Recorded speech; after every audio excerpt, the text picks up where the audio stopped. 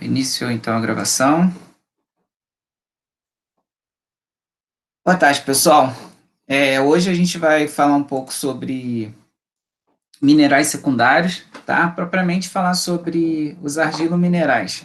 Aqui, para aqueles que estiverem no computador e quiserem fazer a leitura do QR Code para baixar o material, eu já deixei disponível, então é só fazer e conseguir baixar. Lá no Cigar também eu deixei o link para aqueles que estiverem vendo pelo celular e quiserem baixar para ouvir a apresentação, para ouvir a explicação e acompanhar a apresentação pelo celular, para a tela não ficar tão pequena, também podem assim fazer.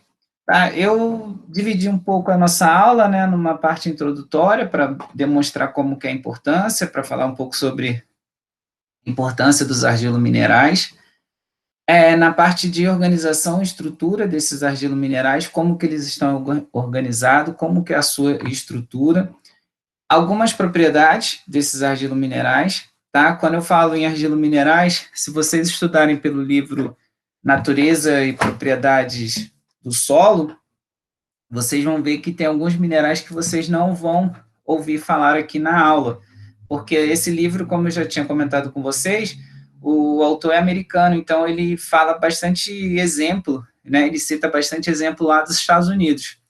Então a gente vai focar principalmente nos argilominerais aqui do Brasil, tá? E quando a gente fala dos argilominerais, os principais deles aqui no Brasil, nós temos as micas, as vermiculitas, as esmectitas, caulinitas e os óxidos. Óxido de ferro e óxido de alumínio. Beleza? Então, essa vai ser a parte da divisão que a gente fez para essa apresentação. Bom, esses minerais, eles apresentam de forma distinta no solo, tá? Por quê? Porque existe diferentes tipos de minerais. É uma coisa que a gente ouve bastante a respeito de solos, é que um solo é argiloso, um solo é arenoso, e muitas das vezes a gente não dá importância para o tipo de argila. A gente pode ter um solo com uma CTC de 28 centimol de carga por decímetro cúbico, por exemplo, que é uma CTC relativamente alta para os nossos solos, com um teor de argila menor do que um outro solo que apresenta, sei lá, 70% de argila ou 90% de argila e uma CTC de 10 centimol de carga por decímetro cúbico. Então, vocês podem observar que, mesmo tendo um percentual de argila maior do que o outro, ele vai apresentar uma CTC muito maior. Por quê? O que vai dar, o que dá essa característica? É justamente o tipo de mineral presente nesse solo. Tá? Então, é interessante a gente saber a textura do solo, e aí a gente tem que ter uma noção de qual a provável tipo de argila que nós vamos encontrar nesse solo.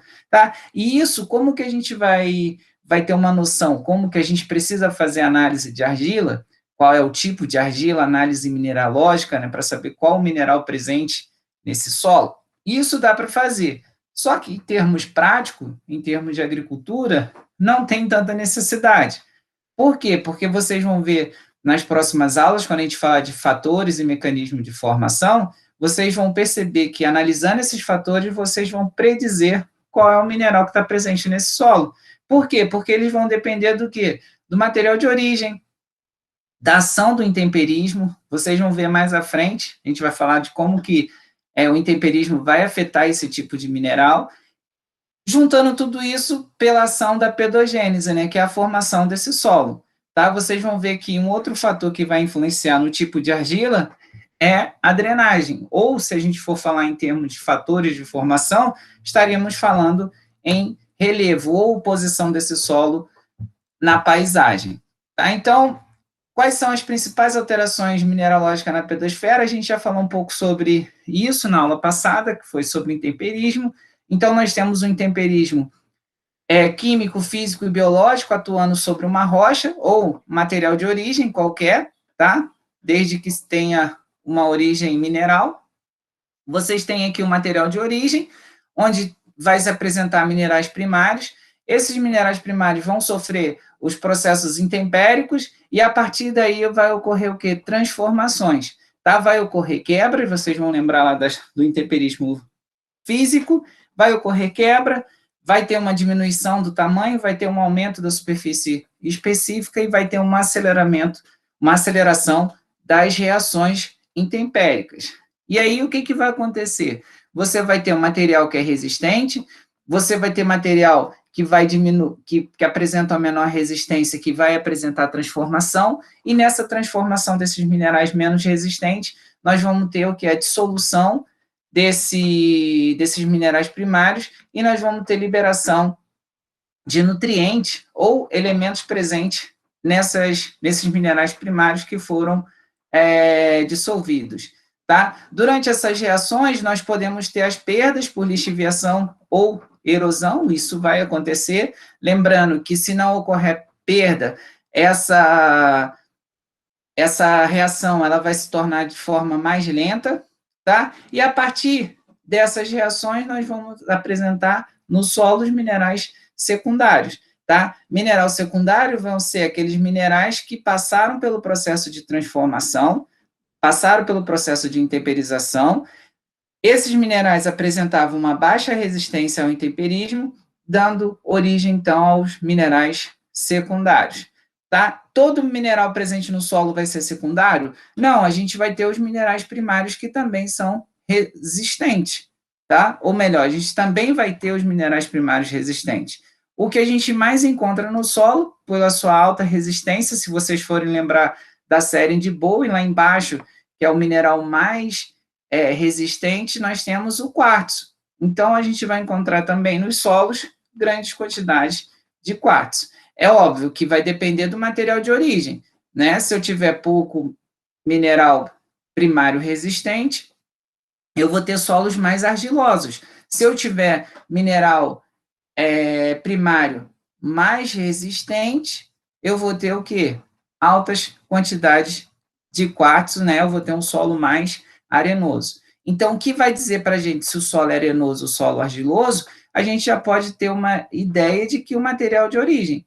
Porque se eu tenho mineral primário resistente ao intemperismo, eu vou ter grande quantidade de mineral primário no solo. Se eu tiver mineral primário com baixa resistência ao intemperismo, eu vou ter grande quantidade de minerais secundários no solo. Tá ok? E a presença desses minerais, como eu já falei, ele vai dar as distintas propriedades do solo, tá?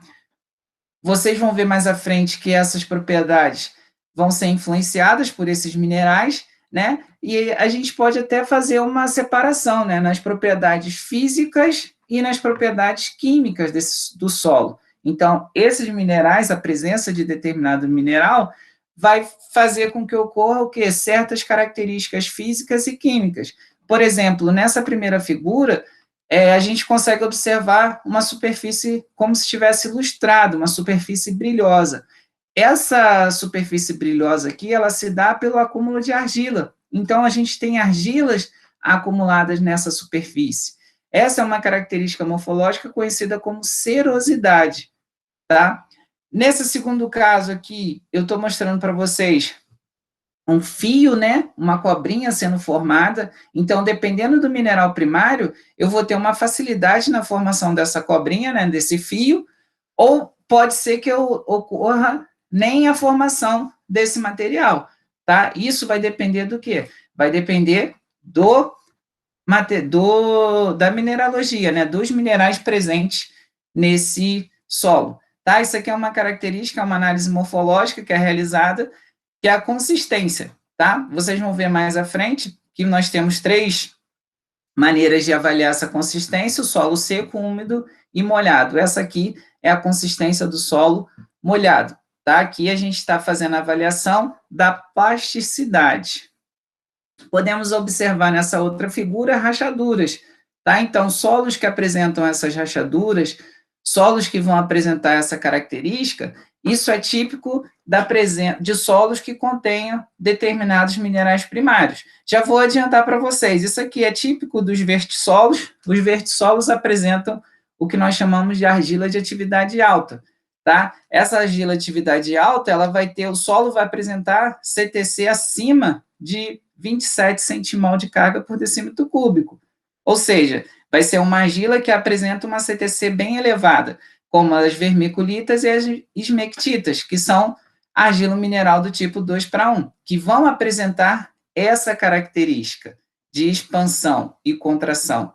Quando o solo está úmido, essa argila vai expandir, tá ok? Então, quando ela expande, não apresenta essas rachaduras, e quando o solo começa a perder água, o que, que vai acontecer? Você tem a contração dessas argilas.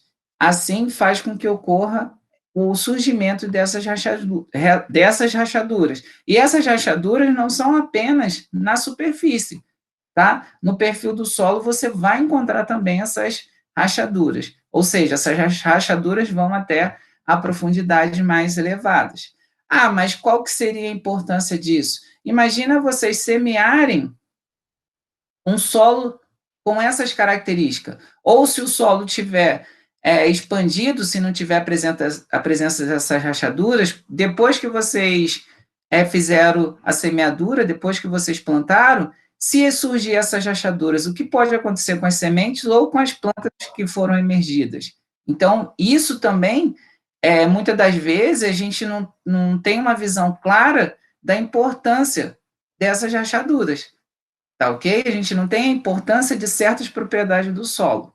Por isso que eu sempre falo, vocês têm que sempre usar a imaginação e vocês têm sempre que aprender e não decorar. Aqui embaixo nós temos uma outra característica, infelizmente a foto aqui não ficou bem, não dá para visualizar, mas aqui é uma mão segurando um ímã. Esse ímã foi passado na superfície aqui de um perfil do solo. Se esse mineral ficar grudado, né, tiver atração pelo ímã, a gente tem a certeza que esse mineral ele apresenta características magnéticas. E existe um óxido de ferro que apresenta essa característica magnética, que é a magnetita. Então, a magnetita vai apresentar essas características magnéticas. São todos os óxidos de ferro que apresentam essas características? Não. Então não adianta vocês quererem pegar um ímã e passar em qualquer latossolo vermelho que vocês vão encontrar aqui no município de Tangará da Serra, ou onde vocês estão passando esse período de quarentena. Tá ok? Professor, Sim? nesses tipos de solo nós encontramos cascalho com essa propriedade também. Também pode encontrar. Isso é um grande indicativo. Uhum. Nessa figura aqui, vocês conseguem visualizar um solo com uma tonalidade bem avermelhada, quando comparado com esse solo que apresenta uma tonalidade mais amarelada. Tá? Isso também vai nos indicar a presença de determinados minerais, como, por exemplo, aqui mais avermelhado, a gente pode ter um óxido de ferro. O óxido de ferro, quando está o ferro oxidado, ele apresenta essa tonalidade mais amarelada. Por um outro lado, se esse solo tiver com tonalidade acinzentada, significa que esse óxido de ferro foi reduzido. Tá? Então, ele saiu de ferro 3, que é a forma oxidada, e foi para a forma reduzida, que é o ferro 2. Tá? Isso se dá em função do quê? Da ausência do oxigênio e presença de água. Nesse caso aqui, eu posso ter um solo mais amarelado, significa que ele estaria na transição entre essa coloração vermelha e cinza?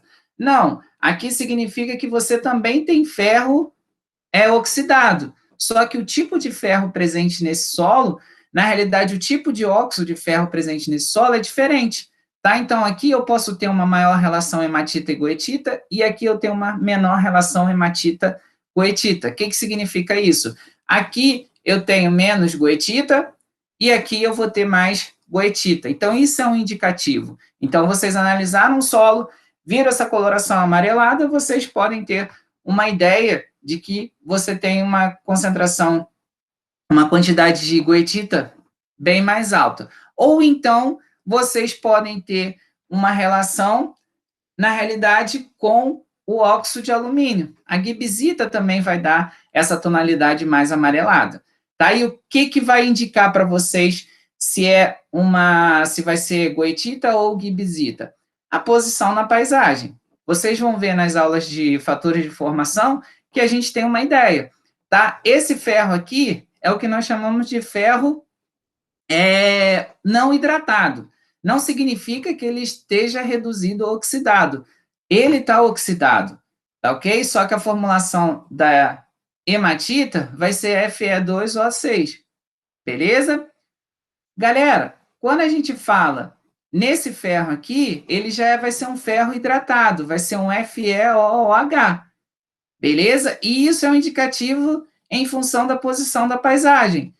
A hematita, ela tem uma formação em parte mais alta de paisagem, enquanto a goetita, ela vai ter uma malformação descendo essa paisagem, beleza? Mas não se preocupem que isso a gente vai ver lá em fatores de formação. As diferentes classes de solo também, elas vão se dar em função do quê? Das diferentes características morfológicas. Se as características morfológicas são afetadas pelo tipo de mineral, então o tipo de mineral também vai dar o quê? As distintas classes de solo. Beleza? Como que é a organização desses argilominerais? Essa aqui é uma aula que eu gostava muito de dar no quadro, tá? Eu nem tinha apresentação dessa aula, porque eu gostava de fazer vocês pensarem, tá? A primeira organização que a gente vai fazer são aqueles minerais silicatados, ou seja, já é um indicativo da presença de silício, e a outra organização vai ser os minerais não silicatados. Então, a gente tem dois grupos de argilas: as argilas silicatadas e as argilas não silicatadas. As argilas silicatadas são aquelas que apresentam o silício na sua estrutura, e argilas não silicatadas são aquelas que não apresentam o silício em sua estrutura. Tá? As silicatadas apresentam uma subdivisão. Tá? Essa subdivisão ela vai dar pela quantidade de tetraedro de silício presente na sua estrutura. Tá? Então, você pode ter 2 tetraedros de silício para 1 octaedro de alumínio, ou vocês podem ter 1 tetraedro de silício para 1 octaedro de alumínio. Daí vem os termos argilos minerais do tipo 2 para 1 e argilos minerais do tipo 1 para 1. 1 para 1, nós temos como argila mineral as caulinitas, tá? Então, as caulinitas, elas são argilominerais silicatados do tipo 1 para 1. Já os argilominerais do tipo 2 para 1, nós temos uma subdivisão, tá ok? Essa subdivisão, ela vai se dar em função da sua capacidade de expansão ou não. Lembra das rachaduras que eu mostrei nos slides anteriores? Então, tem argilas que vão apresentar essa capacidade de expansão e contração, e vai ter argilas que não vão apresentar essa capacidade de expansão e contração. O que vai dar essa característica para a argila é a possibilidade dela se hidratar. Beleza? Então, as argilas do tipo 2 para 1 tem aquelas que têm a possibilidade de se hidratar, que são as hidratáveis, e tem aquelas que não conseguem se hidratar, tá? As que conseguem se hidratar, você consegue ter uma expansão e contração. As que não conseguem se hidratar, você não tem essa propriedade de expansão e contração. Argilominerais do tipo 2 para 1 não expansivos, as mais conhecidas são as micas, tá? Que sofrem o processo de transformação, e aí elas vão se transformar nas ilitas, como, por exemplo, as biotitas e as muscovitas. Já argilominerais do tipo 2 para 1, que apresentam a capacidade de expansão, que são conhecidas como expansivas, nós temos como principais os grupos das esmectitas e das vermilitas. Beleza? E argilo mineral não silicatado? Nós temos os óxidos de ferro, nós temos os óxidos de alumínio e os óxidos de manganês, tá? Principalmente aqui a gente vai encontrar os óxidos de ferro e óxido de alumínio. Óxido de ferro hidratado, nós temos as goetitas. Óxido de ferro não hidratado, nós temos a hematita.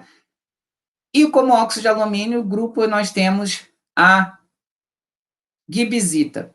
Beleza? Manganês a gente não tem tanto, não. É mais óxido de ferro e alumínio mesmo, que vão influenciar nas propriedades físico-químicas do solo. Tá? Então, como eu já falei, elas vão contribuir o quê? Nas propriedades físicas e nas propriedades químicas. A gente já falou de algumas. Mas como assim nas propriedades químicas do solo? Como assim na propriedade física do solo? Por exemplo, Na questão química, na propriedade química, nós temos o que? A retenção de cátions e ânions. Já falei para vocês a respeito da CTC. Então, nós temos argilo-minerais que vão apresentar uma maior CTC e argilo-minerais que apresentam uma menor CTC. Isso vai influenciar diretamente o quê? Na nutrição de plantas, na absorção de poluentes.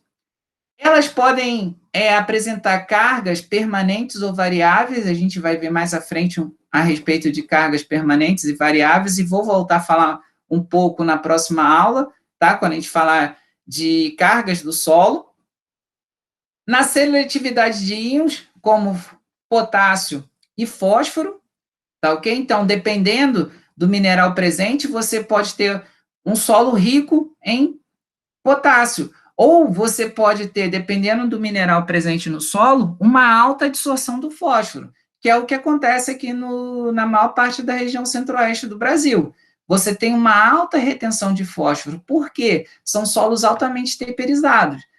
Pelo fato de ser altamente temperizados, esses solos apresentam cargas positivas, ou cargas variáveis com pH. Vocês vão ver mais à frente que dependendo do pH do solo, esse mineral ele pode apresentar uma carga positiva ou negativa. No nosso caso, nós temos grande quantidade de caulinitas e óxido, que apresentam cargas variáveis.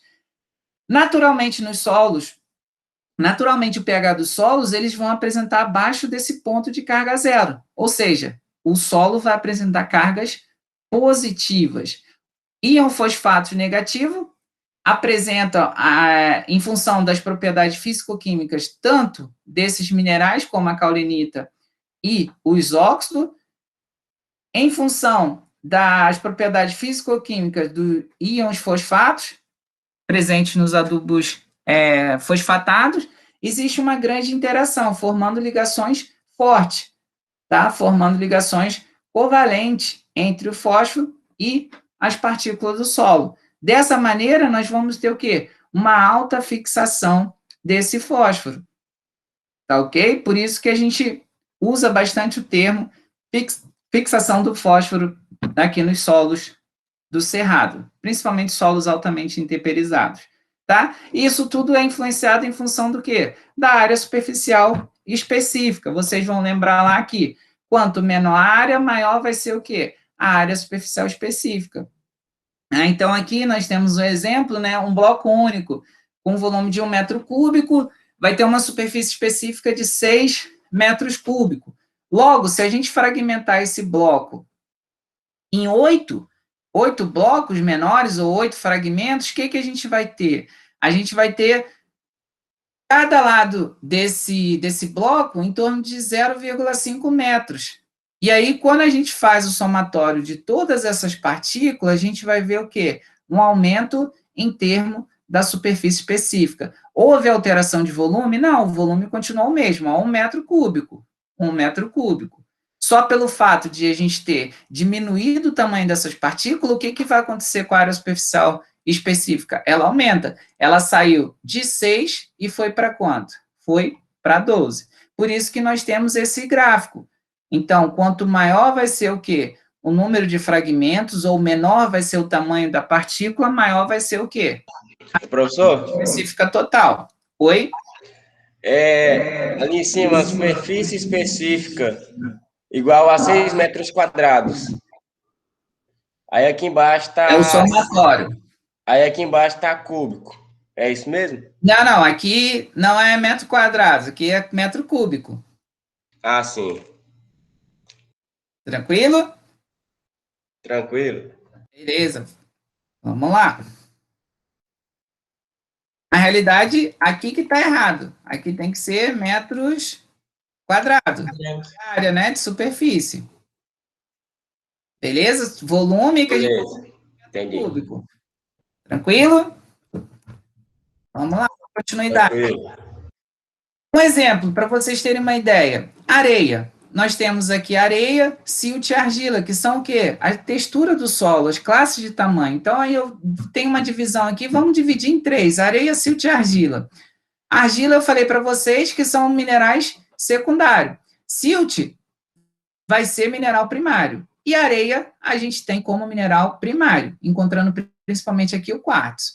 A gente tem o diâmetro. Então, a areia ela vai de 2 milímetros a 0,05 milímetro. Tá ok? Eu estou considerando isso aqui como uma coisa só, tá, pessoal?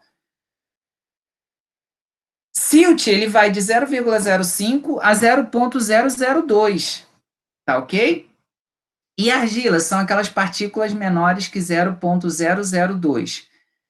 Argila é menor quando comparada com areia. Olha a área superficial específica em metro quadrado por grama de material. Na areia grossa, que vai de 2 a 0,2, nós temos 0,01 metro quadrado por grama. Então, a cada 1 grama de areia grossa, eu vou ter 0,01 metro quadrado. Vamos pular já para argila, para vocês verem a diferença. Então, em argila, eu tenho uma variação de 5 a 800 metros. Ou seja, 1 grama de argila, eu vou ter, no mínimo, 5 metros quadrados. E eu posso atingir 800 metros quadrados. Alguém pode me dizer, alguém pode me responder o porquê dessa variação de 5 a 800? É a questão da expansão, professor? A questão da expansão. Mas você pode ser bem mais direto nessa resposta, em função do quê? Em função dos diferentes tipos de argila. Beleza? Eu tenho argilas que vão apresentar menor área superficial específica, tá? Em função do quê? Do tamanho? Não, todas elas são menores que 0,02. Vai ser em função do quê? Em função da sua organização e da sua estrutura. E aí eu quero que vocês já comecem a associar, comecem a visualizar a importância de vocês saberem a estrutura e a organização de cada tipo de argila. Tranquilo?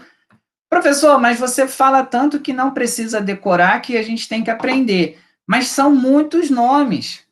Caulirita, vermiculita, esmectita, montimorilonita, tá? Montimorilonita é um tipo de esmectita, tá, pessoal? Vermiculita, esmectita, caulinita, gibisita, hematita, goetita, magnetita. Olha só a quantidade de nomes. Mas quando vocês começarem a estudar solos, vocês vão começar associando. Então, quando vocês perceberem, vocês já estão sabendo os nomes sem ter que decorar. Se vocês quiserem decorar, eu garanto para vocês que 2 dias depois que vocês tiverem decorado, vocês vão esquecer. Beleza? Olha aqui o tipo de argila mineral. Eu tenho uma caulinita, que tem 1,1. Ela já tem uma diferença entre as caulinitas. Tá? Então, a caulinita ela tem uma área superficial específica em torno de 5 a 20 metros quadrados por grama de mineral. A vermiculita, olha só o salto, que já é uma argila mineral do tipo 2 para 1. Já vai de 300 a 500 metros quadrados por grama. Lembrando que a vermiculita e a montimorilonita, né, que é uma esmectita, elas apresentam aquela capacidade de expansão e contração. Ou seja, os argilominerais que apresentam essa maior capacidade de expansão e contração, você vai ter maior área superficial específica. E a gente pode traduzir isso aqui, sabe em quê? Capacidade de troca catiônica, ou a CTC. Beleza? Eu acho que eu mostro mais para frente alguns dados relacionados a CTC, tá? Isso aqui, esses valores em relação à área superficial específica, metro quadrado por grama de mineral. E de forma bem direta, vocês podem associar isso com o quê? Com a CTC. Então, eu tenho a caulinita com a menor CTC, a vermiculita com a CTC maior que a caulinita, e a montimorilonita com a CTC maior do que a vermiculita e a caulinita. Beleza? E nas propriedades físicas, nós temos como, por exemplo, a textura. Então, dependendo do material que eu tiver, se eu tiver um material mais grosseiro, eu posso ter um argilo mineral com uma resistência. Na realidade, não é um argilo mineral. Eu posso ter um mineral com uma resistência maior, então eu vou ter solos mais arenosos, tá? Ou eu posso ter um solo mais argiloso, então com altos teores de argilominerais, então eu vou ter grande quantidade de argila. Isso tudo vai depender do quê? Vai depender do material de origem, porque o material de origem é que vai dar a resistência ao intemperismo ou não. A cor, eu já falei para vocês, como, por exemplo, a relação hematita e goetita. Estrutura, dependendo do tipo de estrutura, vocês vão ter também um determinado mineral, tá? Então, dependendo do mineral, a estrutura também vai ser diferenciada. Vou mostrar para vocês algumas fotos mais à frente. A consistência, tá? A consistência, como eu falei, a gente avalia seca, úmida e molhada. Aquela da cobrinha, que foi a plasticidade, é a consistência molhada. Então, tem solos que apresentam essa capacidade de ter uma alta plasticidade, uma alta pegajosidade, tem os solos que vão apresentar uma menor capacidade de moldar e de ter essa propriedade de pegajosidade, tá? Aí os solos também, dependendo, pode apresentar essa superfície de fricção e de compressão, tá? Conhecido como slick inside. Também vou mostrar mais à frente a foto para você, tá? Não precisa se preocupar. Por quê? Olhando para o solo, a gente consegue identificar essas propriedades. Professor, Sim? só uma dúvida. A respeito dessas argilas não silicatadas, na verdade, as silicatadas. Silicatado ou não silicatado? Silicatadas, elas poderiam estar diminuindo de partículas, diminuindo de tamanho futuramente? Na realidade, a gente não pode falar de diminuir de tamanho, mas ela vai diminuir o quê? A sua estrutura. Isso. Ela vai alterar a sua estrutura. Uhum. No quadro, eu mostrava e ficava bem claro, mas eu coloquei um desenho aqui que mais à frente vocês vão visualizar e eu acho que vai ser fácil de entender. Ok. Se não for, a gente vai para aquela lousa digital ou para o Paint e a gente desenha aqui para vocês entenderem melhor. Ok. Beleza? Aqui nós temos um solo com a textura mais argilosa, então você tem um alto teor de minerais secundários, e aqui um solo com a textura mais arenosa, você tem grande quantidade de minerais primários. Então, essas propriedades vocês conseguem observar. Beleza? Aqui nós temos um outro solo também com uma textura arenosa e um solo com a textura mais argilosa. Vocês veem como que essas propriedades elas podem influenciar em função do quê? Em função da presença de um determinado mineral. Tá ok? Aqui a plasticidade, vocês podem ver que é um material que é mais plástico, é fácil de vocês conseguirem moldar esse material, e aqui embaixo vocês observam que momentaneamente você acaba formando essa estrutura, você acaba formando uma certa forma, tá? No entanto, isso aqui só está se dando em função do quê? Em função da umidade, né? As pontes de hidrogênio formaram essas ligações. A partir do momento que a água sai, você tem o quê? É o destorramento dessa estrutura. Por quê? É um material arenoso. Beleza? Aqui nós temos também, mais uma vez, mostrando, né, a coloração. Então, você tem praticamente três perfis de solo aqui que mostram colorações distintas em função do quê? Em função da presença desses minerais. Além de, mais uma vez, a textura. Olha só o neossolo quartzarênico nessa primeira figura, e olha o neossolo, ou melhor, um latossolo vermelho nessa terceira figura. E aqui embaixo a gente tem a presença de um gleissolo. Tranquilo? Então, olha só as propriedades sendo influenciada por tipo de mineral. Aqui nós temos uma estrutura do tipo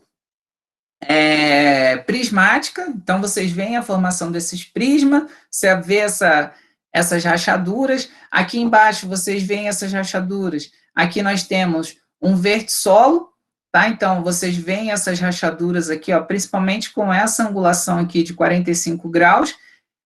Essa característica aqui, ela demonstra o quê? Ela demonstra que houve uma superfície de fricção e compressão. Ou seja, você tem a presença de uma estrutura conhecida como slick inside, tá? Uma estrutura não, uma característica. Tranquilo? Voltando aqui, nesse caso, vocês vão ver que a estrutura vai ser do tipo grão simples, então você não tem a formação de estrutura, vai ser um solo, ou melhor, você tem estrutura, você não vai ter a formação de agregados. Beleza? Então, você tem um tipo de estrutura conhecida como grão simples. Aqui vocês vão ter outra estrutura do tipo prismática. Tranquilos? Galera, eu sei que está um pouquinho corrida, porque a gente tem bastante material para discutir, mas não tem problema, porque vocês vão ter esse material gravado, então vocês vão poder acessar o momento que vocês quiserem. Podem ir pausando, tá? Caso tenha alguma dúvida. E como a gente combina toda a aula, tendo dúvida, podem me procurar. Eu consigo atendê-los, não necessariamente nos horários das aulas. E falando nisso, eu tenho sentido que tem poucos alunos me procurando aí. A estrutura e organização. Primeiro, a gente precisa entender como que é formado. Imagina vocês. Vocês têm uma panela cheia de ingredientes. Esses ingredientes, eles estão em quantidades diferentes. Tá? Então, tem muitos que são uns, muitos de uns e pouco de outro. Então, quando vocês pegarem uma vasilha e retirarem uma parte dessa panela, vocês vão ter o quê? Proporções desses minerais, desses ingredientes, né? Só que vocês vão ter mais daqueles que tiverem maior quantidade. Não sei se vocês conseguiram me entender. Vamos aqui para o exemplo. Olha só, aqui nós temos os elementos, tá?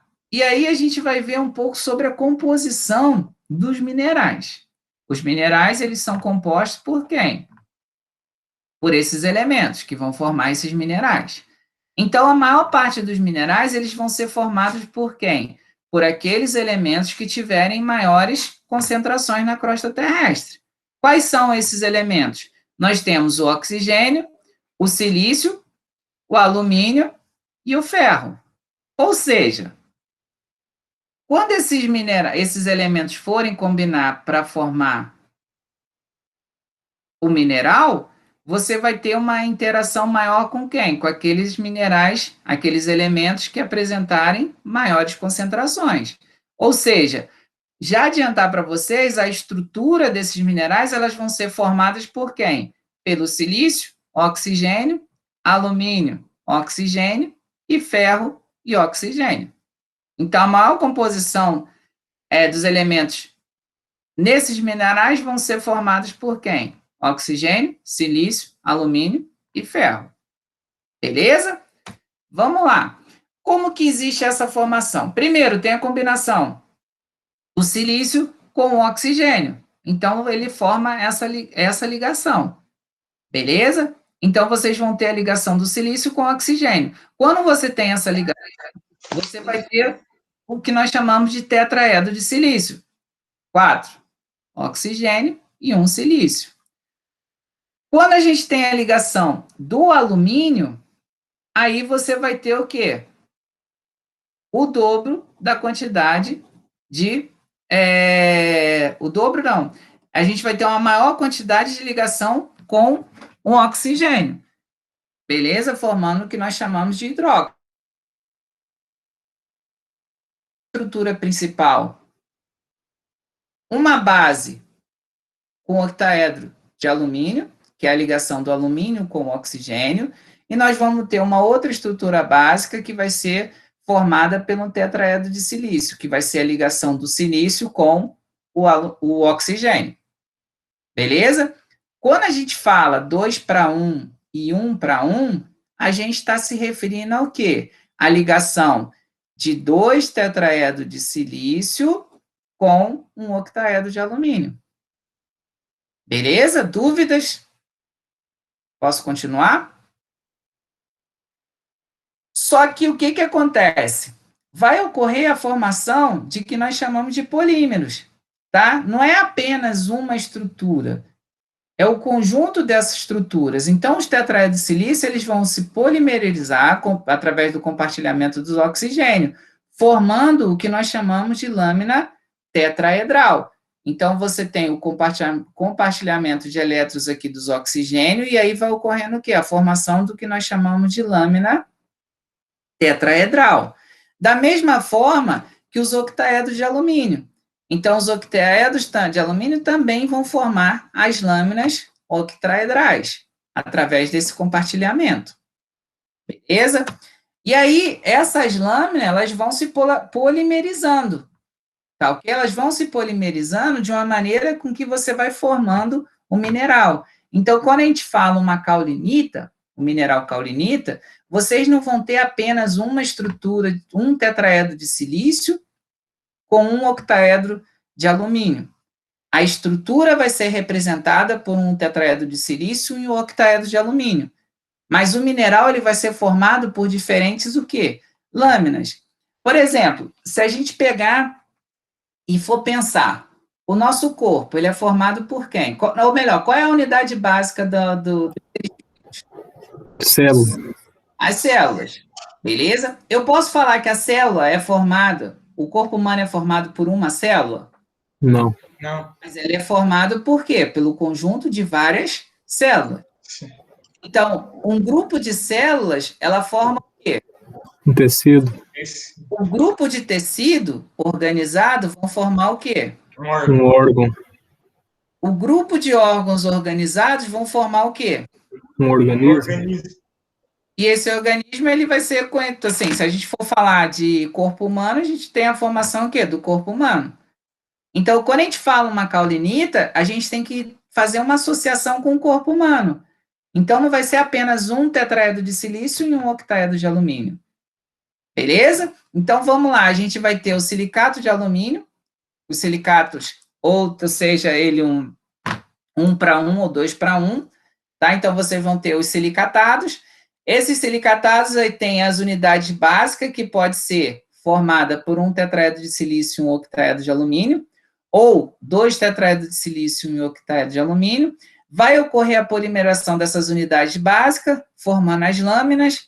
A união dessas lâminas vão formar as camadas e o empilhamento dessas camadas é que vai ser o mineral. Beleza?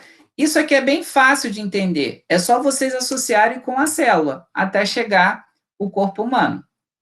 Beleza? Professor, Oi. então, no caso aqui, a união das lâminas são as lâminas tanto de tetraedro de silício, né, os polímeros delas. Isso aí. Ok, aí essas lâminas de polarização sobrepostas vão formando camadas que dão origem aos minerais, né? E vão dar origem aos minerais. Perfeito. Ok, obrigado. Nada. As argilas silicatadas, a gente já falou, né? Uma das unidades básicas vai ser o tetraedro de silício, e a outra unidade básica vai ser o quê? Os octaedros de alumínio, tá? Existe uma variedade, a gente já comentou também, né, na composição dessas argilas, tá? Mas a grande maioria, né, são formados pelos silicatos de alumínio. No entanto, vai ocorrer no processo de formação a substituição desse alumínio por ferro, tá? Então, vocês vão perceber que quanto mais for intemperizados os solos, tá? Você vai ter um aumento nos teores de ferro e alumínio presentes nesse solo, em função do quê? Em função do desgaste que vai ocorrendo nesses minerais. Então, quando ocorre o desgaste desses minerais, vai ocorrendo a intemperização, a transformação desses minerais, vai ocorrer o quê? Um certo acúmulo relativo. Por isso que em solos tropicais e subtropicais, além do alumínio, nós temos grande quantidade de quê? De ferro, tá? De ferro, não só os filosilicatados, tá? Então, a gente fala de minerais do tipo 2 para 1 e 1 para 1, a gente vai ter uma grande quantidade de óxido, tá? Por isso que a gente utiliza aquele termo solos oxídicos. Por que são solos oxídicos? Porque apresentam grande quantidade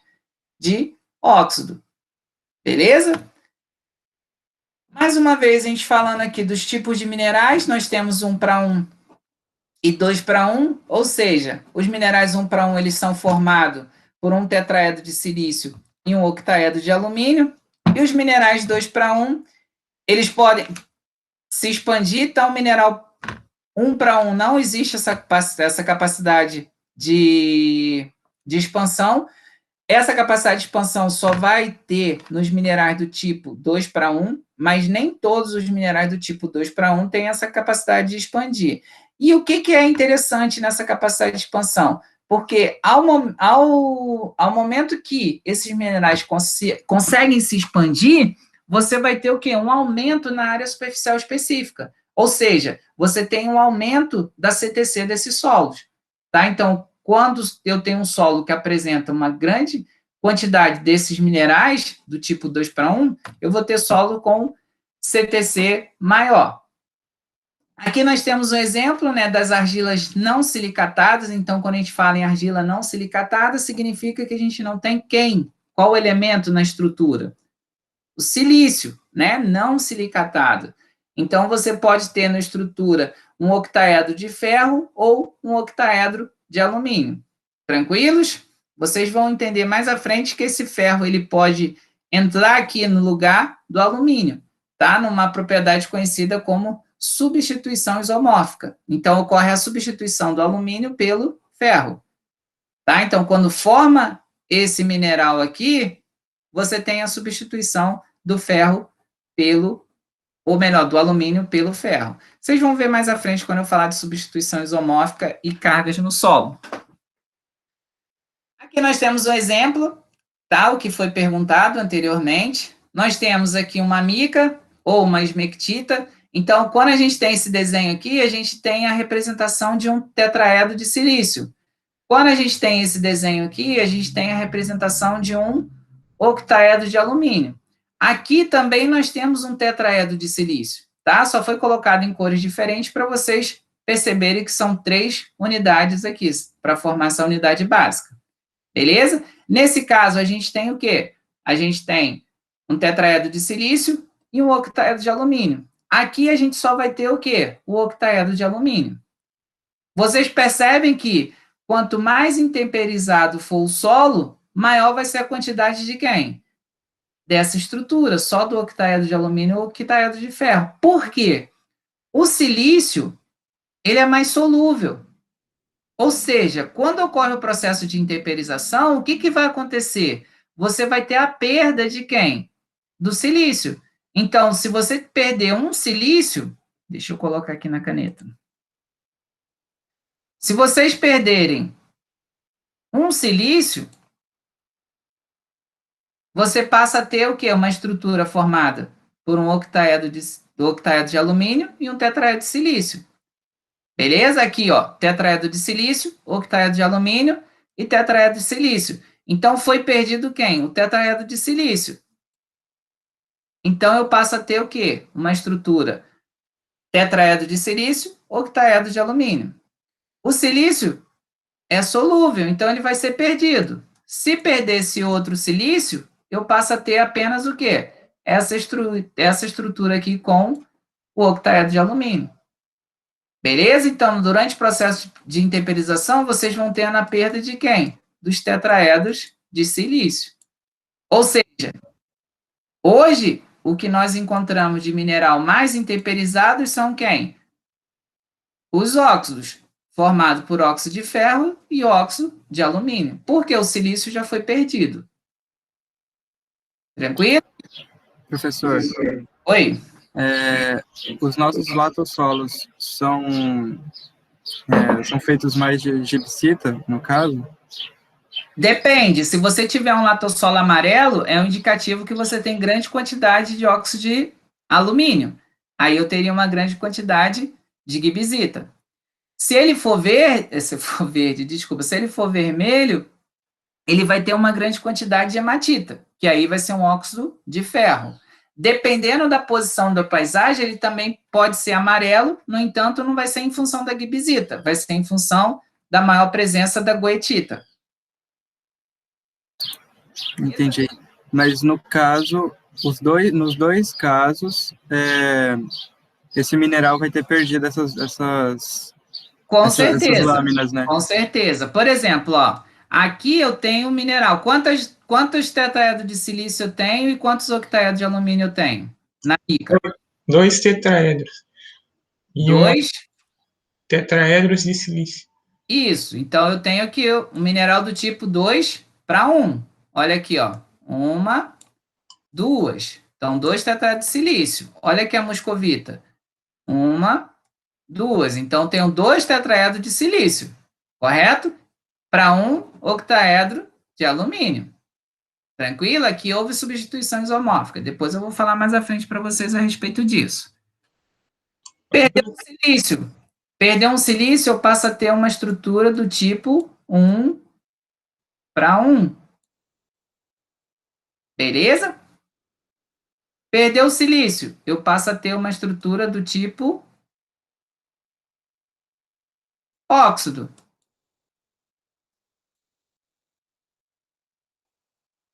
Então, no processo de intemperização, eu tenho saindo de 2 para 1, 1 para 1 e óxido. Beleza? A ligação caiu ou vocês estão me ouvindo? Beleza. Sim, professor. É, porque eu Tô ouvindo também. eu escutei um barulho e eu pensei que tivesse caído. Galera, mas uma coisa muito importante que vocês têm que ter. Aqui, eu já tenho mineral secundário. Esse mineral secundário aqui, ele já é proveniente do quê? Do intemperismo. Eu tenho lá a rocha que sofreu o processo de intemperização. Beleza? Essa rocha que tinha minerais primários sofreram o processo de intemperização e viraram o quê? Minerais secundários. Esses minerais secundários continuaram a sofrer o processo de intemperismo, até chegar nessa estrutura aqui com os óxidos. Professor, Oi? só que durante, no caso ali, depois da intemperização da rocha, que possui os materiais de classe Sim. mineral primário, eles se tornaram secundário, aí no caso da mica, por exemplo, 2 para 1, aí depois ele retornou para um primário? Não, ele não retorna, ele continua. Ele não retornar. Ele pode retornar para o primário? Pode, desde que você tenha uma nova formação de rocha. Certo. Beleza? A tendência é o quê? Ele sempre ir da esquerda para a direita. Professor, Se fizer o caminho inverso, é porque deu ruim aqui pra gente. Caiu um meteoro, explodiu o vulcão e aí virou tudo magma de novo e depois vai voltar a se solidificar o processo de rochas rochas metamórficas. professor, o senhor está me ouvindo? Tô sim. Hein?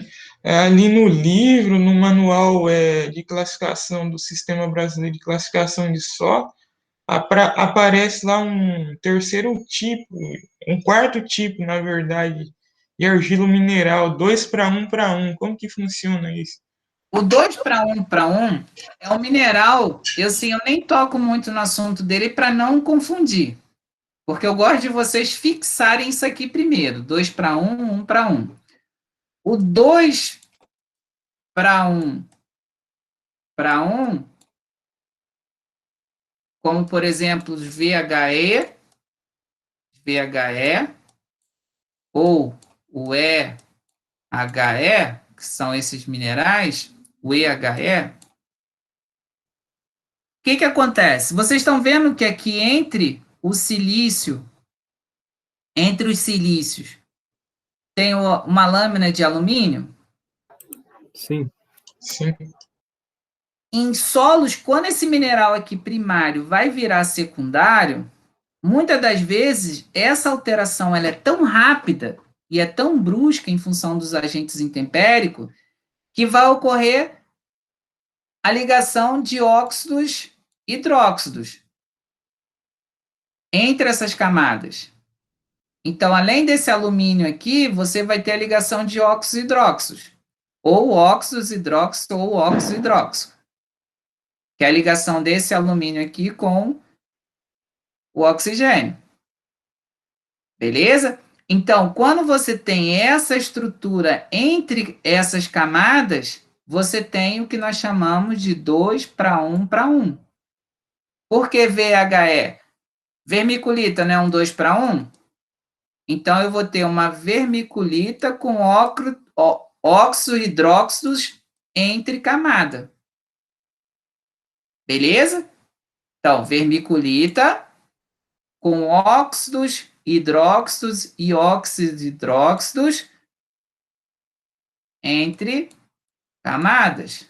VHE ou UE, se for uma esmectita. Beleza? Professor, e no caso, esses óxidos e hidróxidos e oxidróxidos serão apenas constituídos por alumínio ou terão outros minerais envolvidos? A maior parte de alumínio. Ah, tá. Tranquilo? E isso vai acontecer principalmente em solos altamente temperizados. Sim. Pô, numa condição que a gente tem aqui no Brasil, a gente vai ter provavelmente o VHE. Podemos continuar?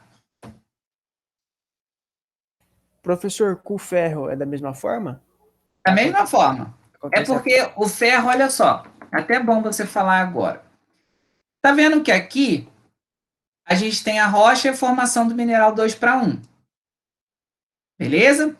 Durante essa formação do 2:1, esse alumínio que está aqui, ele pode ser substituído pelo ferro, pelo magnésio. O silício que está aqui pode ser substituído pelo alumínio. Quando a gente tem essa substituição, a gente passa a ter um déficit de cargas positivas. Então, você passa a ter cargas negativas. Beleza? Então, se eu tiver um óxido de ferro aqui, significa o quê? Que quando o mineral secundário foi formado, eu tive a substituição do alumínio, eu tinha um alumínio, e esse alumínio foi substituído por quem? Ele saiu e entrou quem? O ferro. Quando tem essa substituição do alumínio pelo ferro, do alumínio pelo magnésio, do silício pelo alumínio, você vai ter o quê? O déficit de carga e você passa a ter cargas negativas. Esse processo de substituição é conhecido como substituição isomórfica, tá? Então, essa substituição isomórfica vai ser uma das origens das cargas presentes no solo. Essa carga, já vou adiantar para vocês, ela vai ser sempre negativa e ela é independente do manejo. Então, tem esses minerais que apresentam cargas do tipo 2:1, ou cargas sempre negativas. Essas cargas negativas foram geradas a partir da substituição isomórfica. Beleza? Então, eu vou ter sempre solos com cargas negativas, independente dos valores de pH. Mas isso só vai ocorrer para os minerais do tipo 2:1. Professor? Oi? A respeito do termo isomorfo, ou isomórfico, é relativo ao número de cargas positivas que o ferro, por exemplo, o magnésio... Ele é relativo ao raio iônico. Ah, tá. Tá ok? A gente vai voltar a falar um pouquinho mais disso lá na frente. Essa reatividade, ela vai ser o quê? Condicionada pela estrutura dos minerais. Tá? Então, se eu tenho um determinado tipo de mineral, eu vou ter o quê? Uma determinada característica físico-química desse solo. Tá? Olha só aqui, eu nem pensei que tivesse nesse slide, já logo no início aqui. Se a gente for ver a substituição isomórfica, a gente não pode considerar apenas a carga.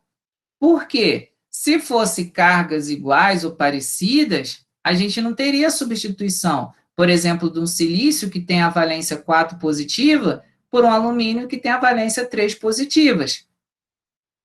Tá ok? Então, essa isomorfia aqui, ela está relacionada ao raio iônico. Tá? Então, para poder entrar nessa estrutura, tem que ter o raio iônico semelhante. Tá?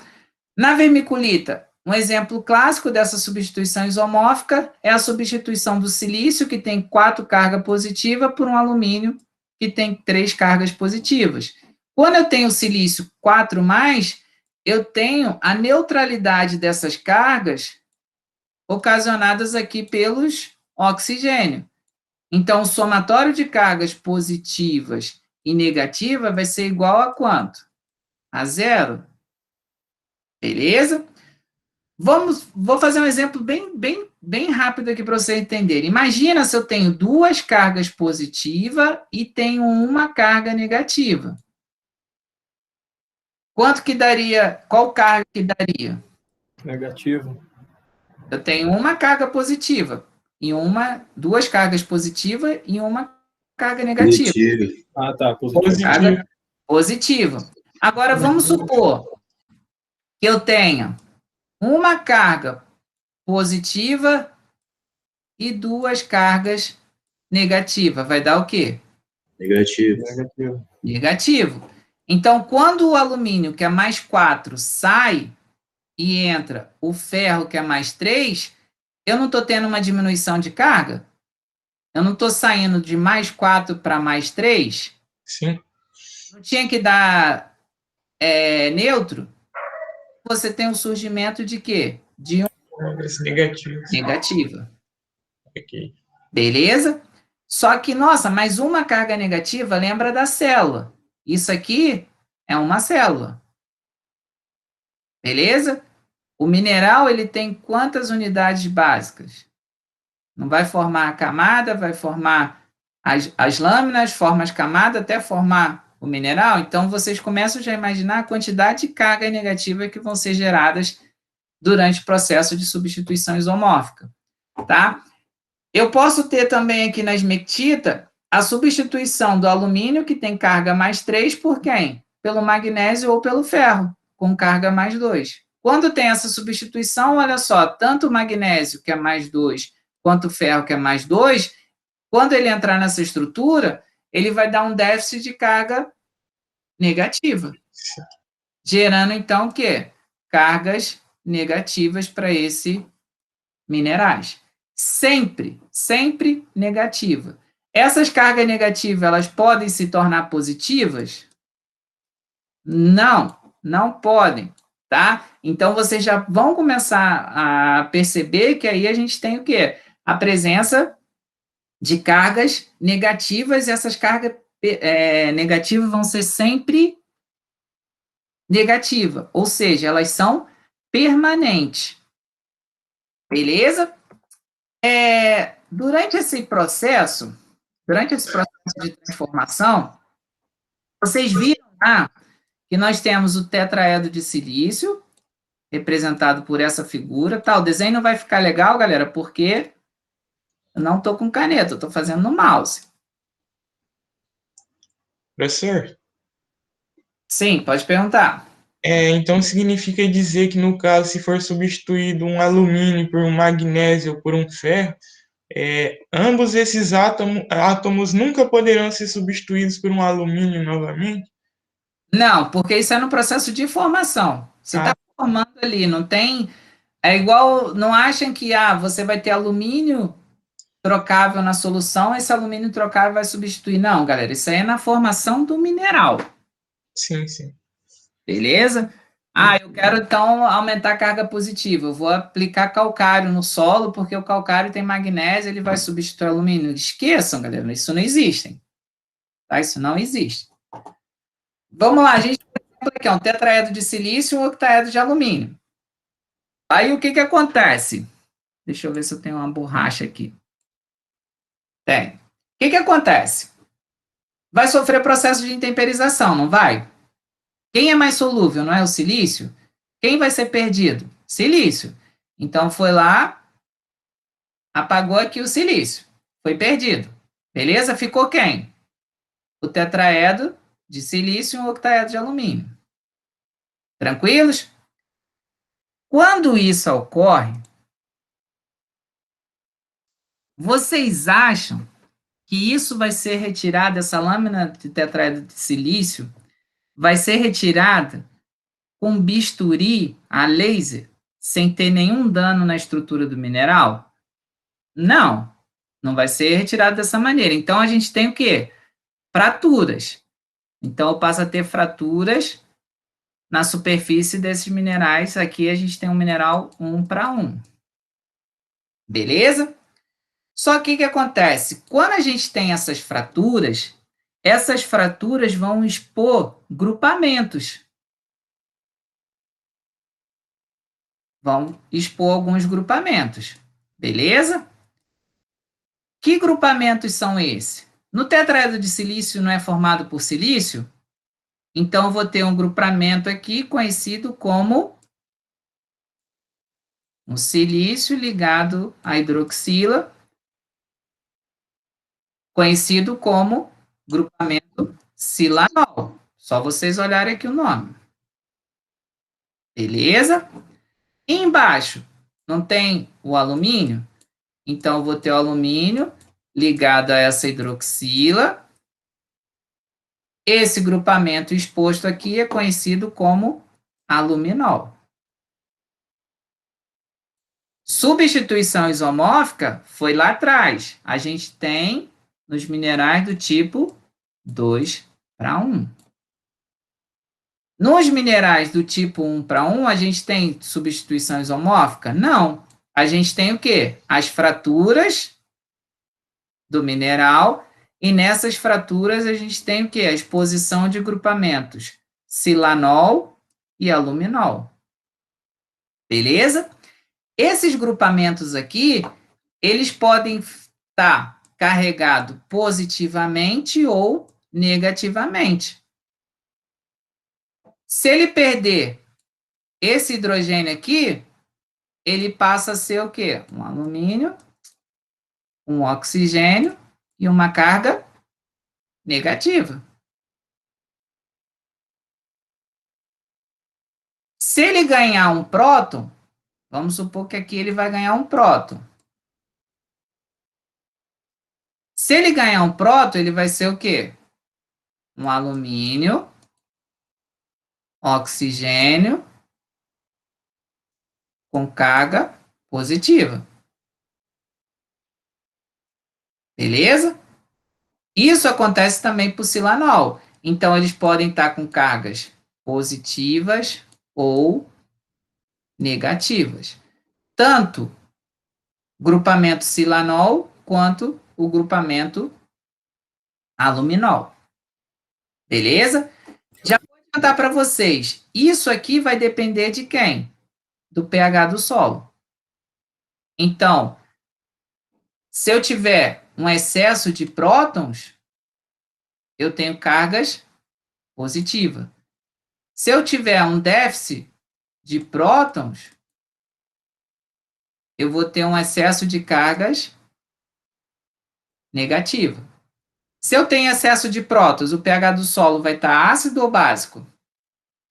Ácido. Ácido. Boa, perfeito. Não sabe como que eu estava rezando para vocês responderem isso. Excesso de prótons, você vai ter um pH ácido. Você vai ter um pH baixo. Beleza? Se você tem um consumo desses prótons, você vai ter o quê? Uma elevação do pH. Você vai ter pH mais alto. Você vai ter um pH menos ácido. Esse processo aqui de 1:1, ele pode se transformar, esse mineral do tipo 1:1, ele pode se transformar num óxido, não pode? Não pode se transformar num óxido? Sim. E aí ele transformou num óxido. Se ali a gente tinha fratura, imagina esse óxido. Esse óxido aqui vai apresentar o quê? Grande quantidade de grupamentos hidroxílicos. Professor, no caso, esses grupamentos vão ser variáveis de acordo com o pH do solo? Por exemplo, se o pH estiver mais ácido, ele vai ter um tipo de carga específico, se o solo tiver menos ácido, um outro tipo de carga, ou seja, é variável? Isso mesmo. É isso que vai acontecer. Beleza? Então, aqui a gente tem o quê? As cargas variáveis. Variáveis por quem? Dependente de quem? Solo. Então, aqui eu estou demonstrando para vocês dois tipos de cargas. A carga presente no solo, no mineral do tipo 1:1, que é o quê? A exposição do grupamento silanol e aluminol, que são dependentes do pH, Então, são cargas dependentes ou cargas variáveis. Por quê? De acordo com a variação do pH do solo, essas cargas podem estar positiva ou negativa. E nós temos também o quê? A exposição de grupamentos hidroxílicos na superfície dos óxidos, que também vai variar. Vai variar de acordo com o quê? Com o pH, podendo estar positiva ou negativa. Vai ter uma aula que eu vou voltar a falar a respeito disso. Professor, por exemplo, no caso deste aluminol aí, ou desse silanol, na verdade é um silanol. Não, é um aluminol mesmo. É que ele está todo recoberto por hidroxila. Seria um exemplo no solo, por exemplo, no chernossolo? Não. Isso aí você vai encontrar mais em solos altamente indeperizados. Mais latossolos e argissolos. Mais latossolos, isso. Existe uma variação muito grande. Eu não tentaria deixar amarrada essa informação. Sim. Beleza? Vai. Galera, tem uma pergunta que eu faço na prova. 70% de vocês erram. A pergunta que eu faço: quais são os tipos de cargas presentes no solo? Positivos e negativos, cátions e ânions. Positivo e negativo. Perfeito. Mais um que erraria a questão na prova. Quais são os tipos de carga? Eu não falei para vocês das cargas permanentes, que são sempre negativas. E acabei de explicar para vocês as cargas variáveis. Sim. No solo a gente tem dois tipos de cargas. As permanentes, que são sempre negativas, e as variáveis, que podem estar positiva ou negativa. E a origem dessas cargas? No caso, permanente, substituição isomórfica. Sim, pode falar. É isso mesmo, professor. Desculpa. Substituição isomórfica. E as variáveis podem estar o quê? Grupamento aluminol e silanol, ou na superfície dos óxidos. Beleza? Essa que vai ser a origem. Tá? Aqui nós temos uma tabela. Oi? Aqueles óxidos, quando a gente vê uma amostra do solo lá, uma análise, esses óxidos são a saturação por base? A saturação por base, ela vai dar o quê? A saturação por base, ela vai ser uma relação entre a quantidade de cargas que você tem no solo. Por exemplo, eu tenho aqui uma partícula, e aí você tem lá essa partícula carregada. Vamos supor, tem 1, 2, 3, 4, 5, 6, 7, 8, 9, vamos botar aqui 10 cargas para facilitar o cálculo. Essas 10 cargas, elas podem estar com cálcio, magnésio, sódio e potássio, e podem estar com alumínio. A saturação por base, ela vai nos dizer a porcentagem dessas cargas aqui que estão preenchidas com as bases. Por isso que o nome dá, saturação por base. Beleza? Uhum. Professor, o preenchimento dessas cargas negativas por números muito repetitivos de um único elemento, de um único nutriente, por exemplo, o cálcio, é maléfico também, né? Com certeza. Também. Aqui. Galera, se vocês avaliarem aqui, a gente tem o quê? Uma série de cargas, uma série de compostos que vão dar carga para o solo.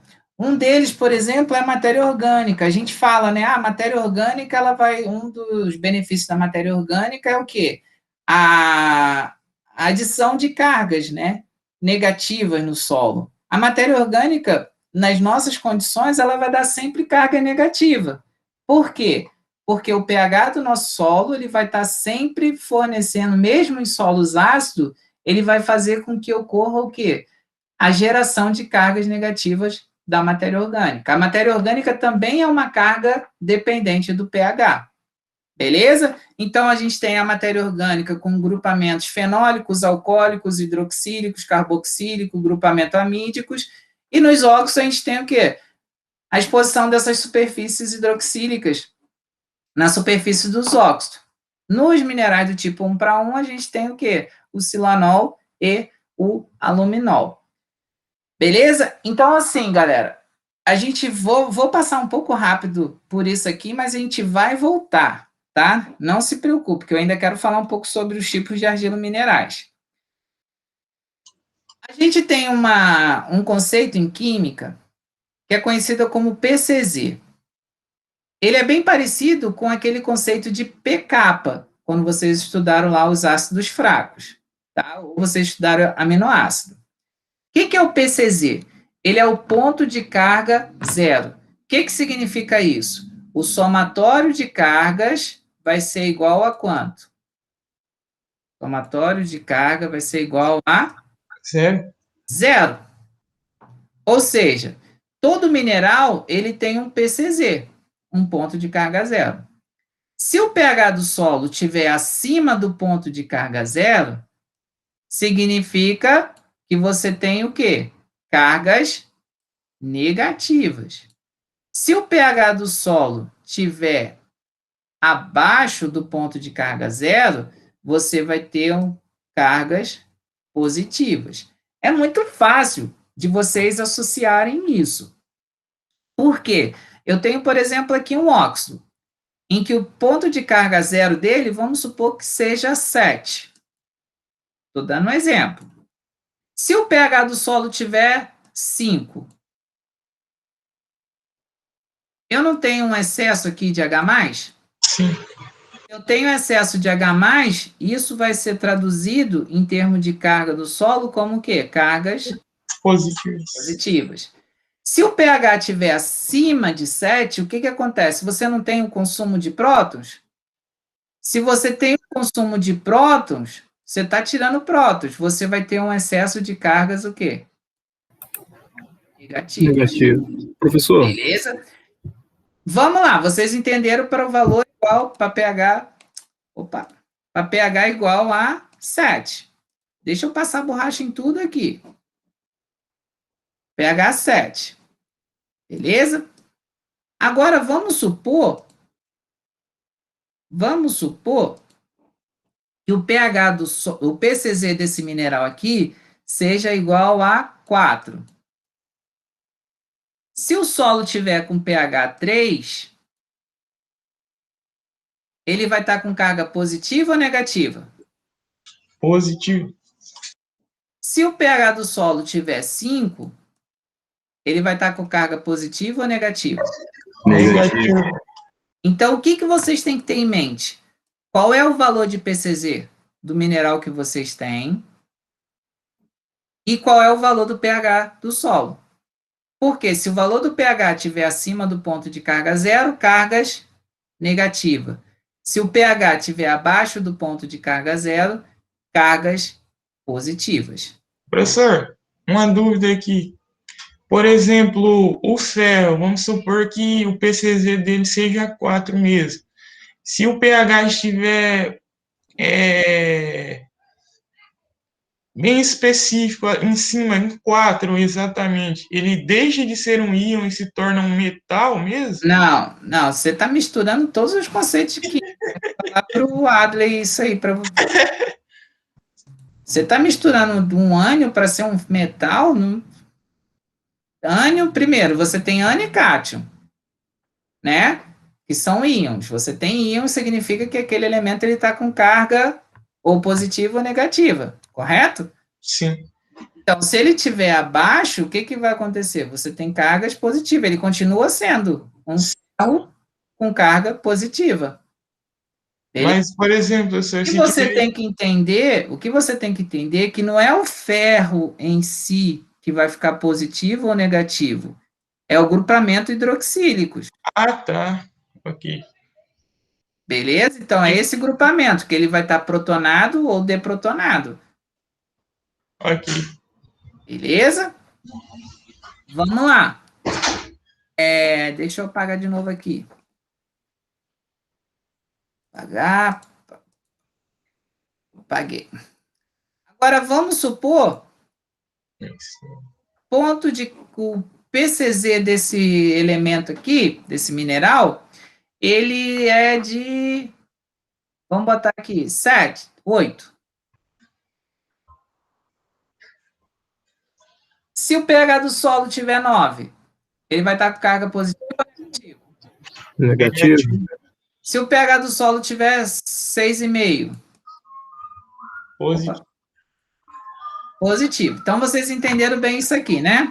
Sim. Tranquilos? Professor. Opa, pode falar.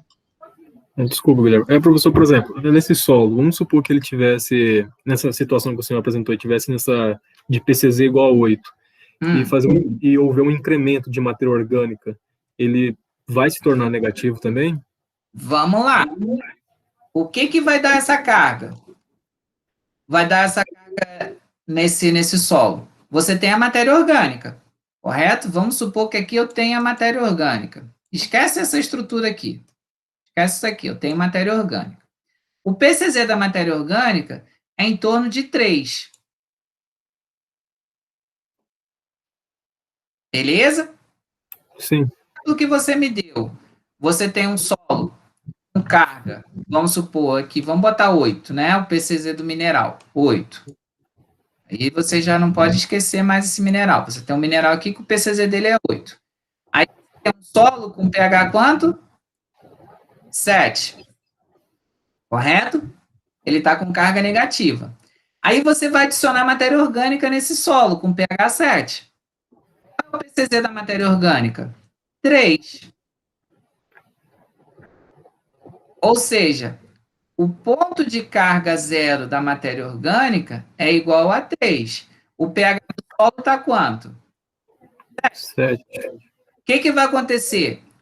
O óxido está carregado positivo ou negativo? Positivo. Positivo. E a matéria orgânica? Para essa está aqui, ó. Para a condição de pH 7. Ela vai estar carregada negativa? Negativo. Por que a gente fala? Vocês acham que tem algum solo com pH 3 naturalmente aqui? Não. Não. Ou então, seja, toda vez que sempre você adicionar matéria orgânica, você está adicionando cargas negativas. Deu para entender. Beleza?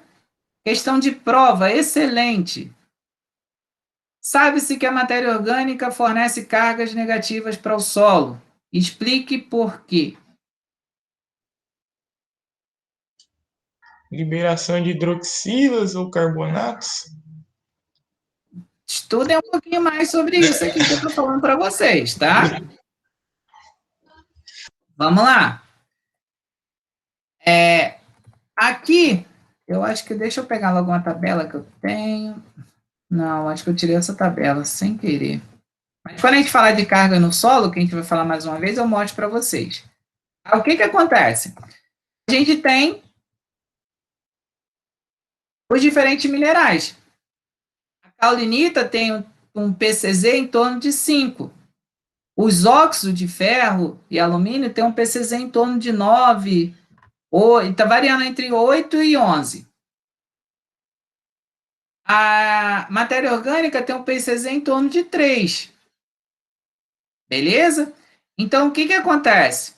Quando eu tenho um solo, que os nossos solos são ricos também em caulinita, quando eu tenho um solo com pH naturalmente ali em torno de 5, quando eu faço a calagem, eu elevo o pH, não elevo? Vai a próximo de 6,5, em alguns casos atingindo até o 7. Quando eu faço isso, além de fornecer cálcio, magnésio para a cultura, neutralizar o alumínio trocável, eu estou fazendo com que as cargas presentes na superfície das caulinitas, elas deixam de ser positiva e passam para negativa. No entanto, o óxido, ele já apresenta um PCZ de 8. Eu vou elevar o pH do solo acima de 8? Óbvio que não. Por quê? Aí eu vou ter uma série de distúrbios no desenvolvimento das plantas. Então, o que eu posso fazer para melhorar essas cargas dos óxidos? O que eu posso fazer é adicionar quem? Matéria orgânica. Matéria orgânica. Por quê? Além da matéria orgânica ter um PCZ baixo, ela vai fornecer carga negativa. Vamos supor que é a matéria orgânica. Ela vai pegar o óxido que está com carga positiva e vai recobrir a superfície dos óxidos, anulando quem? Essas cargas positivas. Beleza? Professor, o senhor poderia repetir? Ocorreu um erro aqui. Você, quando adiciona matéria orgânica no solo, deixa eu voltar aqui um quadro. Vamos supor, eu tenho a matéria orgânica aqui, ou melhor, um óxido com carga positiva. Eu não tenho como alterar o pH acima do ponto de carga zero desse óxido. Vamos supor que seja 8. Beleza? O que vocês fazem? Adiciona matéria orgânica, porque a matéria orgânica vai recobrir essa superfície aqui, ó, com cargas positivas. A superfície dos óxidos. E aí passa a dar cargas o quê? Negativa. Dessa maneira, você diminui HPO4. Você diminui o quê? A fixação dos íons fosfatados a esses óxidos. Beleza? Além de você fornecer a carga negativa, você tem um recobrimento das cargas positivas dos óxidos. Daí a importância da manutenção da matéria orgânica, principalmente em solos altamente intemperizados. Ô, professor, nesse caso aí a matéria orgânica age como um quelato? Isso aí. Ah, tá. Ô, professor, Beleza? Isso aí Oi. responde a importância do... Não, responde o porquê que a matéria orgânica libera carga negativa? Não, ela libera carga negativa porque na sua constituição ela apresenta agrupamentos hidroxílicos, carboxílicos, amídicos, alcoólicos, então ela apresenta esses grupamentos. Esses grupamentos eles podem estar protonado ou deprotonado. Vai depender do pH do solo. De forma bem resumida, nós temos os solos, composição desse solo, se vocês lembrarem, vai ser o solo composto por minerais, matéria orgânica, formando a fase sólida, fase gasosa, fase líquida. Os minerais, eles podem ser divididos a partir do seu tamanho, areia, silt e argila.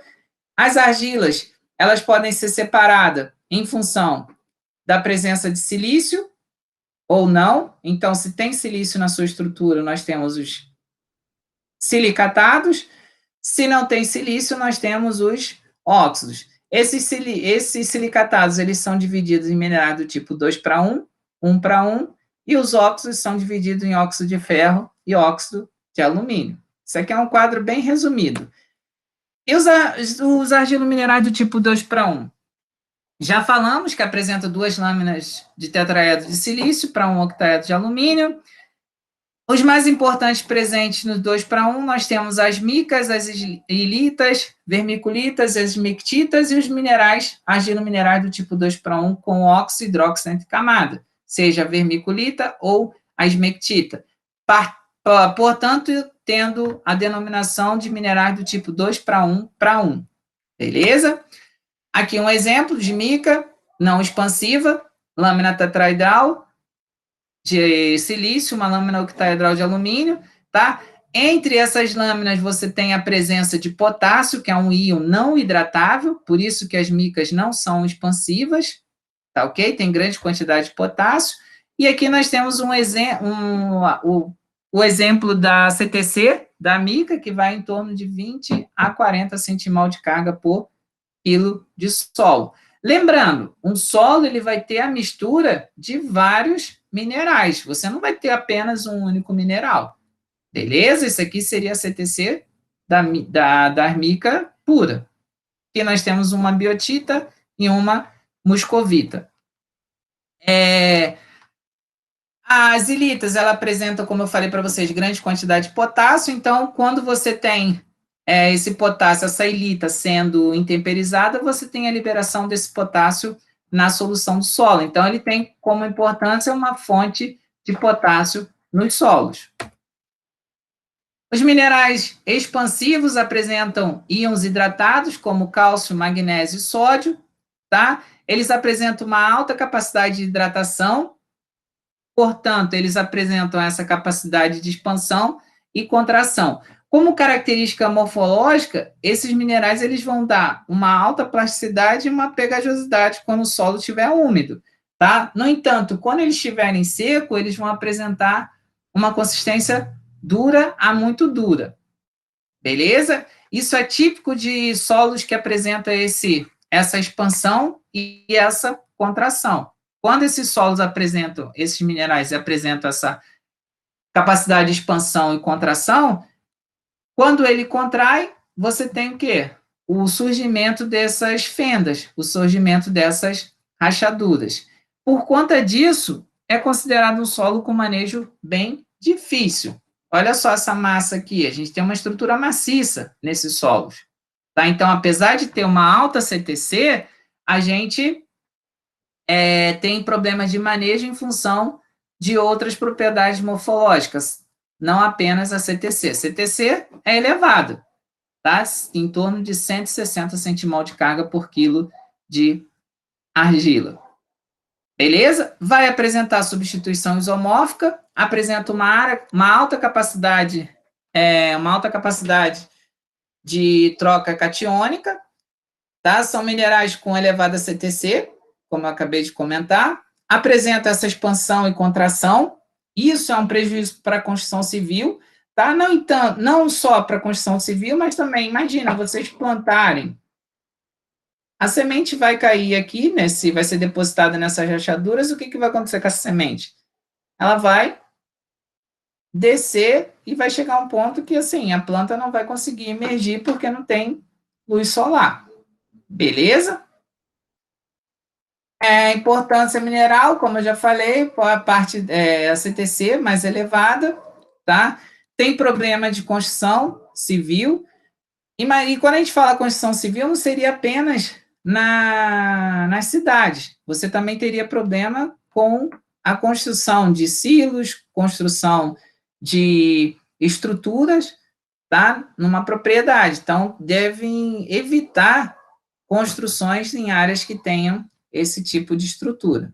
Tá? Aqui no Mato Grosso é bem difícil a gente encontrar esse material, a não ser na região mais baixa, né? Porque você vai ter uma diminuição na intensidade do intemperismo. E qual região aqui no Mato Grosso que a gente vai ter uma diminuição na intensidade do intemperismo? Região mais alagada, tá? Na parte mais baixa da paisagem, aqui no Mato Grosso, que é o Pantanal. Nós temos as esmectitas, também apresentam uma alta capacidade de troca catiônica, tá? Apresenta capacidade de adsorção de moléculas orgânicas, como os herbicidas, fungicidas e inseticidas, tá? Também apresenta essa substituição isomórfica, ou seja, também apresenta a capacidade de expansão e contração, apresenta também cargas permanente e negativa, tá? Os minerais óxido e hidróxido entre camadas, como eu já comentei para vocês, são os minerais mais típicos dos solos brasileiros, que vão apresentar o quê? Essa ligação com os polímeros de alumínio ligado às hidroxilas, tá? Por isso que vem o nome óxido e hidróxido entre camadas. Beleza? Ocorre geralmente em pequenas quantidades. Isso não no Brasil, né? No Brasil, a gente tem uma grande quantidade desses minerais. Por quê? Porque a gente tem grande quantidade. Na realidade, a intensidade do intemperismo é alta. Você tem grande intensidade no intemperismo. Possui uma menor capacidade de expansão e contração, tá? Ela pode apresentar fixação de ânions por conta desses óxido e hidróxido entre camadas, tá? E aí apresenta, dessa maneira, então, uma redução na carga permanente. Tranquilos? Minerais do tipo 1 para 1, nós temos as caulinitas, tá? Essa parte eu já cheguei a explicar para vocês, um tetraedro de silício e um octaedro de alumínio. São presentes em grandes quantidades em regiões tropicais, tá? Pode ter ocorrido a substituição, e aí, quando ocorreu a substituição no mineral secundário que vai formar essas caulinitas, vocês podem ter, numa próxima transformação, você pode ter a formação lá dos óxidos de ferro, tá? Lembrando que tem o alumínio.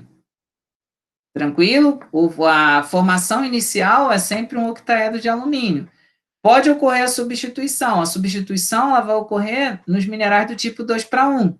Então, se ocorreu essa substituição no mineral 2 para 1, você vai ter uma caulinita com um teor mais elevado de ferro.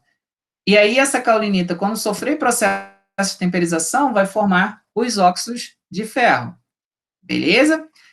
Não são expansivos, apresentam uma baixa área superficial específica, em torno de 3 a 15 centimol de carga por quilo de solo. Aqui eu mostro um jeitão de uma caulinita. Altos teores nos solos intemperizados, né, principalmente o latossolo, apresentam cargas variáveis em função do pH. Já mostrei para vocês essa dependência do pH e como que vai ocorrer essa alteração de carga positiva ou negativa para positiva. Por apresentar uma baixa CTC, ela apresenta uma baixa reserva de nutrientes. Tá? No entanto, ela apresenta uma alta afinidade por metais pesados. Em função do quê? Em função dessas cargas positivas. Os argilominerais não silicatados, nós temos os óxidos de ferro, onde ocorreu a substituição lá do alumínio pelo ferro, tá ok? É uma fase final lá do processo de intemperização. Nós temos a hematita, né? Um óxido de ferro não hidratado, Fe2O3. Ocorre em climas quentes e úmidos, isolado ou associado com goetita, que já é um óxido de ferro hidratado, vai ser FeOH. Esses óxidos de ferro apresentam um alto poder pigmentante. É só vocês verem a roupa de vocês quando vocês vão para o campo, que quando mancha, tem uns que não conseguem nunca mais tirar aquela mancha vermelha do solo. Tá? Em função do quê? A mancha vermelha da roupa. Por quê? Por conta do alto poder pigmentante. Um exemplo de latossolo vermelho. Aqui nós temos um latossolo vermelho, apresentando essa coloração avermelhada. Nós temos a goetita, tá? Que é um óxido de ferro hidratado. Tá? Então, ele vai apresentar em parte um pouco mais baixa de paisagem, quando comparado com a formação, a posição dos solos formados com altos teores de hematita. Aqui nós temos uma proporção de hematita-goetita mais baixa, ou seja, você tem uma grande quantidade de goetita, e aí essa maior quantidade de goetita ela vai dar como uma característica coloração mais amarelada. Altos teores nos solos temperizados também, no latossolo, semelhante às características às propriedades das hematitas. Aqui nós temos o óxido de alumínio, tá? Como as gibsitas, apresenta na lâmina octaedral o alumínio, ou seja, no processo de formação não houve a substituição hidromórfica. Ele também vai ter como coloração essa característica de mais amarelado, tá ok? Qual é a diferença? Se você tem na parte mais alta de paisagem um solo amarelo, significa que você tem grande chance de encontrar o quê? Ao invés de grande quantidade de goetita, você pode ter grande quantidade de gibsita, porque ele está na parte mais alta de paisagem. Tranquilos?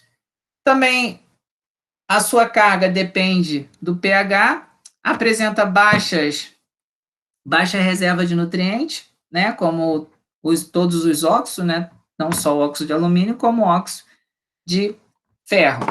Professor, uma dúvida aqui. Eu sei que pode parecer uma pergunta um pouco estúpida, porque a gibsita contém um alumínio estrutural, mas esses solos poderiam apresentar alumínio lábil na solução do solo? Alumínio trocável, isso, Ok. porque ele vai sofrer processo de temperização e você vai ter grande quantidade de alumínio. Ok. Beleza? Aqui um resumo, né, das transformações que vão ocorrer, né? Se o intemperismo é rápido, então você tem a formação lá dos argilominerais do tipo 2:1, e rapidamente esses minerais vão chegar a caulinita e óxido. Se você tem uma diminuição na intensidade do intemperismo, você tem a formação aqui dos minerais do tipo 2:1. Beleza? Isso aqui é bem tranquilo depois de vocês darem uma lida e entenderem. Com relação à parte de cargas no solo, a gente vai ter uma aula só sobre isso, tá? Para demonstrar como que surgem, qual a importância delas para o manejo do solo. Não se preocupe que a gente vai voltar. Aqui um quadro mostrando as propriedades, né? Da mica, da vermiculita, montimorilonita, clorita e caulinita, tá? Então, a gente está falando só de minerais, a gente não está falando da matéria orgânica. E aí mostra qual é a carga da camada, fórmula química, CTC, área superficial específica, se apresenta expansividade ou não, e dependência de carga do solo, se vai ser alta, baixa, média ou nenhuma, e a atividade coloidal. Beleza? Então, vocês podem ver vermiculita, montimorilonita e a clorita, vocês apresentam baixa dependência. Esse quadro aqui, tá? Na clorita, por conta do óxido hidróxido entre camadas. Apresentam baixa dependência de carga do pH. Já para as caulinitas, e aqui eu não botei os óxidos, você apresenta uma elevada dependência de carga. Beleza? Atividade coloidal seria o quê? A atividade dessas partículas em... como que eu posso... Seria a capacidade de reatividade desses colóides. Então, seria se eles são muito reativos ou pouco reativos. Tá? Seria a ligação entre esses colóides e os íons presentes na solução. Para os minerais do tipo 2:1, você apresenta uma alta, tá? E para a caulinita, que é o mineral do tipo 1:1, a gente tem baixa. E para os óxidos também, que não está nesse quadro, também nós teríamos uma baixa atividade. Beleza, galera? Vou terminar aqui. Parar a gravação. E aí eu fico aberto a dúvidas. Ô, professor, me desculpa, é aquele momento